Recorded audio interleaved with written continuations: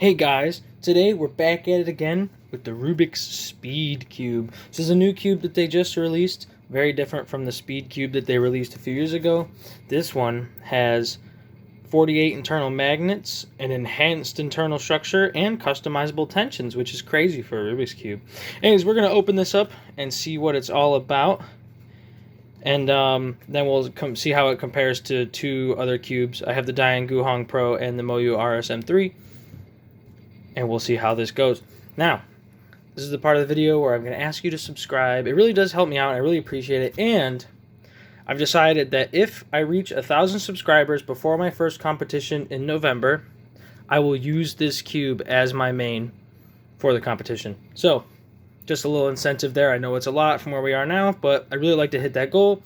And you guys could see this thing in action at a competition. Who knows? Anyways, let's bust this bad boy right open. I think I can just pop it open like this. Oh, there's some tape. We don't care about that. Whatever. Tear it off. Let's get in there. I'm excited to try this. I haven't had a Rubik's brand cube in a very, very long time. Okay, cool. It just comes right out. Yeet that out of here, right under the floor, whatever. Let's open this up. Oh, there's tape on it. It'd be interesting to see if Rubik's can make a speed cube that actually is good and competes.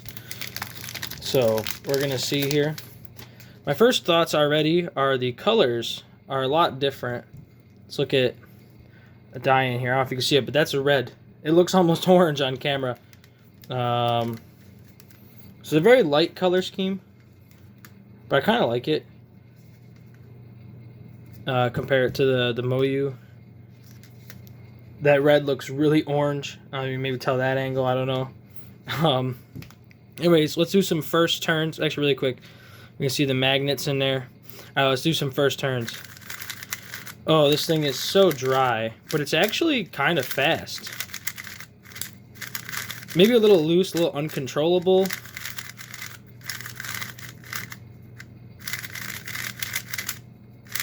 But it's not bad. It almost feels heavy, too.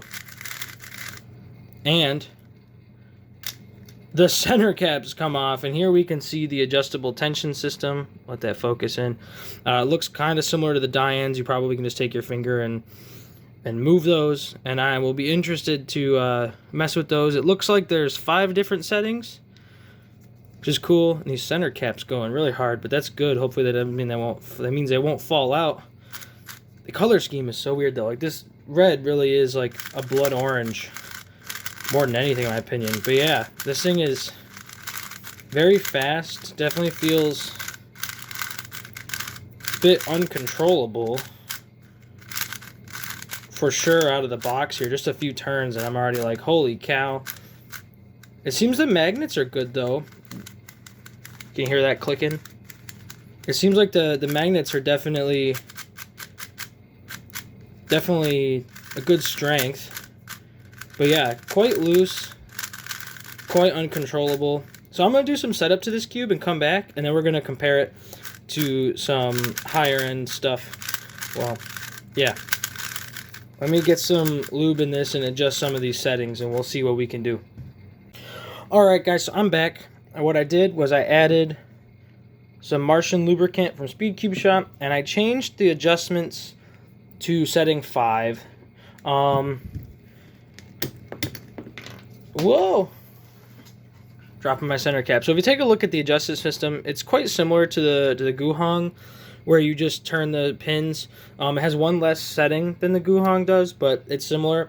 One thing I will say though, when you're turning the pins on the Rubik's Speed, it definitely feels like you're gonna break something, and they definitely are very difficult to turn. But they'll turn, and that is how you can adjust the tensions a little bit. I think you could probably use a screw and a screwdriver too, but I just put it on setting 5, which should be the tightest, and lubricated it, and it's not bad.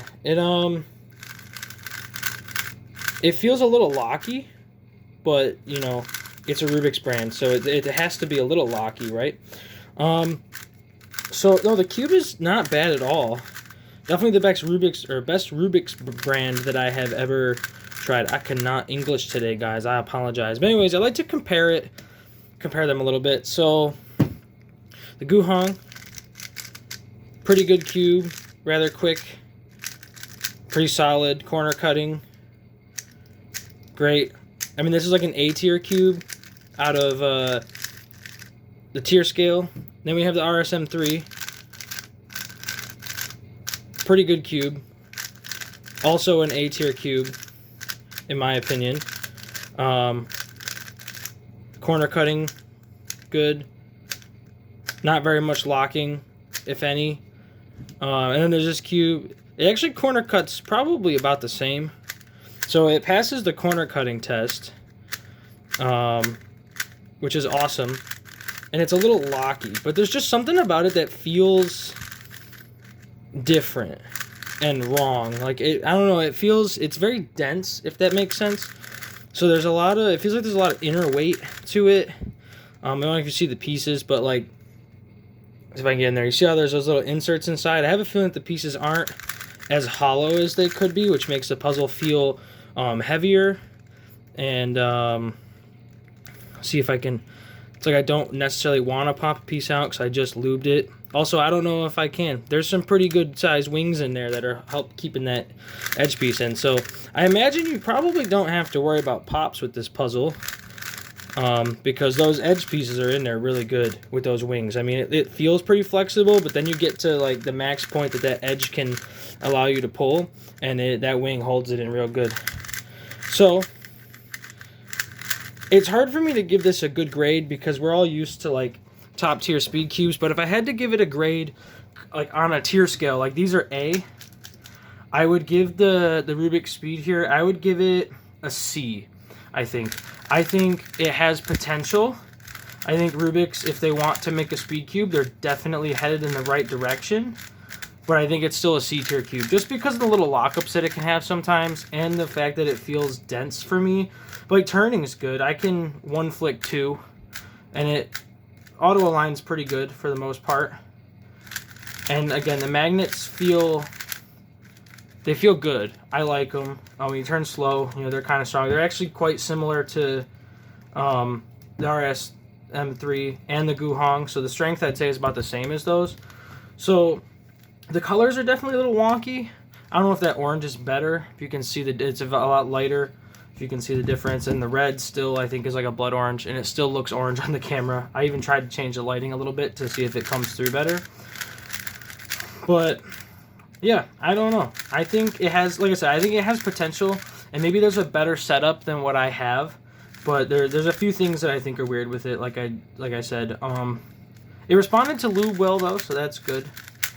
And yeah, so I guess what I'll do is I will give it a solve to leave you, and I'd like to remind you that, again, if I get to 1,000 subs before I go to my competition in November, I will use this as my main in the competition, and we will see how it does, and I will post all the solves, and we'll do like a Rubik Speed 2 months later evaluation and see how it is. But I don't think it's that bad. I think, again, it has potential. It's not quite there, but it's Rubik's brand. What do you expect? I think if you want this puzzle, it would be good for collection purposes, but I would not expect anybody to be using this as their main or as, yeah, I wouldn't. It's not good enough to be a main. It's not as good as these cubes. I don't have a GAN 3x3, but I'm sure it's not as good as any of the GAN puzzles. So yeah. Great for collector purposes. I think Rubik's is headed in the right direction, and I think that in a way, to some people who aren't familiar with speed cubing, this might legitimize it a bit more for them. But other than that, I think it's still more of a novelty thing than anything. And I think that, again, headed in the right direction, but they definitely need to put in some work if they would want to even compete at the B level or the A level. It's Rubik's though. Who knows if they'll ever make S tier. So yeah, I mean, it's $15 about most places you would get it, so it's not a terrible price. So yeah, if you like the novelty items, or you want to have this for your collection, or you really want to try to use this as a main speed cube, you can get it for 15 bucks at most places. I got it on Amazon, but I know Targets and Walmarts and stuff have it, so I think you can also order it on Speedcube Shop in the Cubicle. I could be wrong. Don't quote me on that, but I know that they do carry some of those products. So, yeah. Let me know what you think of this cube in the comments if you have it. Or, and again, if you subscribe and I get to 1,000 subs before November 2nd, I will use this as my main in a competition, which I don't know if I actually want to do, so punish me.